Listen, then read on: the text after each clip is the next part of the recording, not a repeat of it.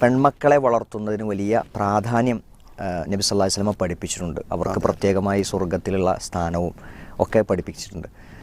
എന്തുകൊണ്ടായിരിക്കും ഈ പെൺകുട്ടികളെ വളർത്തുന്നതിന് ആൺകുട്ടികളെ വളർത്തുന്നതിനേക്കാൾ കൂടുതലൊരു പ്രാധാന്യം ഇസ്ലാമിൽ ഉണ്ടാകാനുള്ള ഒരു കാരണം? അതെ, നമുക്ക് ആ ഹദീസുകളുടെ സന്ദർഭങ്ങളിൽ നിന്ന് മനസ്സിലാവുന്ന ചില കാര്യങ്ങളുണ്ട്. അതായത് ഇപ്പോൾ ഒരു ഹദീസുള്ളത് നബി സല്ലല്ലാഹു അലൈഹി വസല്ലമിൻ്റെ വീട്ടിൽ ആയിഷ റളിയല്ലാഹു അടുക്കൽ 2 പെൺകുട്ടികളുമായിട്ടൊരു സ്ത്രീ വരികയാണ്. അങ്ങനെ അവർ വന്നപ്പോൾ എന്തെങ്കിലുമൊക്കെ ഭക്ഷണമാണ് അവർ ആവശ്യപ്പെടുന്നത്. പക്ഷെ അത് നൽകാനുള്ള ഒന്നും വീട്ടിലില്ല. അപ്പോൾ ഉള്ളൊരു ഈത്തപ്പഴം കൊടുത്തപ്പോൾ ആ സ്ത്രീ എന്ത് ചെയ്തു, 2ആയിട്ട് പകുത്ത് 2 മക്കൾക്കും കൊടുത്തു. അതിൽ ആയിഷ അത് ഏറ്റവും ശ്രദ്ധിച്ചൊരു കാര്യം എന്താ വെച്ചാൽ ഒരിക്കലും അതിൽ നിന്നൊരു കഷ്ണം ആ ഉമ്മ കഴിച്ചില്ല എന്നുള്ളതാണ്. അപ്പോൾ ഈ ഒരു പട്ടിണിയും പ്രയാസത്തിലും വീട്ടിൽ വന്ന ഈ 2 പെൺകുട്ടികളെയും ഉമ്മനെയും കുറിച്ച് പറഞ്ഞപ്പോഴാണ് നബി സല്ലല്ലാഹു അലൈഹി വസല്ലം പറഞ്ഞിട്ടുള്ളത് മനുപുത്തുലിയ മിൻ ഹാദിഹിൽ ബനാത്ത്. ഈ പെൺകുട്ടികളെ കൊണ്ട് പരീക്ഷിക്കപ്പെട്ടത് ആരാണോ അവർക്ക് എന്തായിരിക്കും കുന്നലഹു സിത്രം മിനന്നാർ, നരകത്തിൽ നിന്നും ഈ കുട്ടികൾ അവർക്കൊരു മറയായി തീരുന്നതാണ്. അപ്പോൾ സാമ്പത്തികമായും മറ്റേത് തലത്തിലും കുറച്ച് ബുദ്ധിമുട്ടുകൾ എന്തുണ്ട്, സ്ത്രീകളെ സംരക്ഷിക്കാൻ അന്നും ഇന്നും ഒക്കെ ഉണ്ടായിരുന്നു. അത് എന്തുകൊണ്ട് വെച്ചാൽ നമുക്ക് സ്വാഭാവികമായും ആൺകുട്ടികളാകുമ്പോൾ അവർ കുറച്ച് മുതിർന്നു വരുമ്പോൾ തന്നെ അവരെന്ത് ചെയ്യും, വീടിൻ്റെ കാര്യങ്ങളെ ചെയ്യാനും സാമ്പത്തികമായി വീടിനെ സപ്പോർട്ട് ചെയ്യാനും ഒക്കെ തുടങ്ങും. പെൺകുട്ടികൾക്ക് ചില പരിമിതികളുണ്ടല്ലോ. അതേപോലെ തന്നെ എപ്പോഴാണ് നമ്മുടെ നാട്ടിലെ ഒരു പ്രയാസമായി മാറിയത്, പല പ്രവാസികളും ഗൾഫിലേക്ക് പോയിരുന്നത് തന്നെ പ്രധാനമായി പറയുന്ന 2 കാരണങ്ങൾ. ഒന്ന് വീട് നിർമ്മാണം, ഒന്ന് പെൺകുട്ടികളെ കെട്ടിക്കലോ പറഞ്ഞിരുന്നു. ഇന്നിപ്പോൾ ഈ സ്ത്രീധനരഹിത ബോധവൽക്കരണങ്ങൾ, ജനങ്ങൾക്കുള്ള ദീനീ ബോധം കൊണ്ടൊക്കെ എന്ത് ചെയ്തു, ഒരാൺകുട്ടിക്ക് കല്യാണം ഉണ്ടാക്കലാണെന്ന് എന്താ കുറച്ച് ബുദ്ധിമുട്ടുള്ള കാര്യം.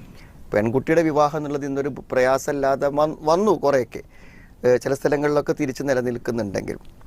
അപ്പോൾ എനിക്ക് തോന്നുന്നത് ഇന്നത്തെ കാലഘട്ടത്തിൽ പെൺകുട്ടികളുടെ സംരക്ഷണം എന്ന് പറഞ്ഞാൽ അത് ഇന്ന് നമ്മുടെ സ്ത്രീത്വത്തിനും അതേപോലെ തന്നെ കുടുംബ സംവിധാനങ്ങൾക്കും എതിരെയുള്ള ശക്തമായ ബോധവൽക്കരണങ്ങൾ നടക്കുന്ന ഒരു കാലഘട്ടമാണ്.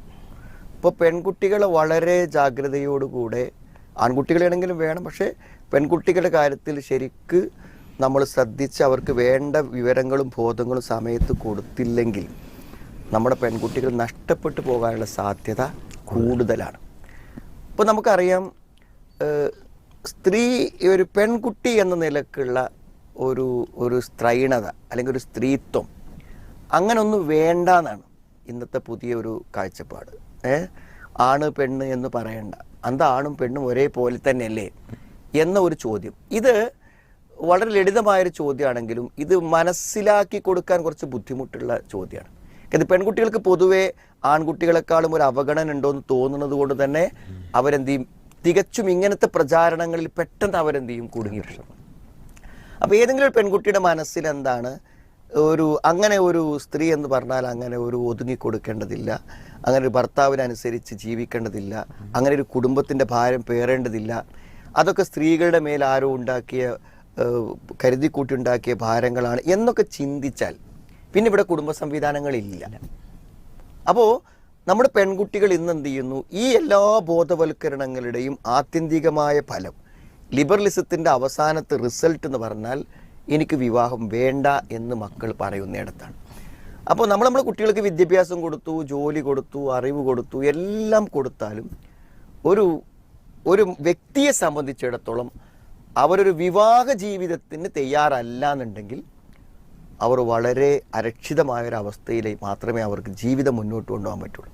അതുകൊണ്ട് നമ്മുടെ മക്കളെ തികഞ്ഞ ഒരു അരക്ഷിതാവസ്ഥയിലേക്ക് തള്ളിവിടുന്ന ഇത്തരം പ്രചാരണ പ്രവർത്തനങ്ങളിൽ നിന്നും സംരക്ഷിച്ച് ഒരു നല്ല പെൺകുട്ടിയായി വളർത്തി അവളെ ഒരു വിവാഹത്തിന് പര്യാപ്തമാക്കി നല്ലൊരു കുടുംബിനിയാക്കി ഒരു കുടുംബജീവിതത്തിലേക്ക് എത്തിക്കുക എന്നുള്ളത് ഇന്ന് ഭാരമേറിയ ഒരു പ്രവൃത്തി തന്നെയാണ്.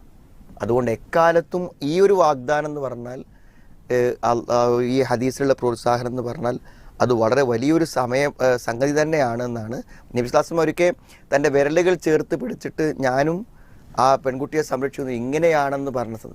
അപ്പോൾ സ്വർഗത്തിൽ പ്രവാചകനോട് അടുത്ത് നിൽക്കുന്ന ആളുകൾ ആരാണോ, ഒന്ന് യതീമിനെ സംരക്ഷിച്ച ആളുകൾ, അത്ര വലിയ ശ്രേഷ്ഠത, കുന്നലഹു സിത്രം മിനന്നാർ, നരകത്തുനിന്ന് അവന് മറയാകുമെന്നൊക്കെ പറയുമ്പോൾ ആ സംരക്ഷണത്തിന് ഒരു പ്രത്യേകത ഉണ്ട്.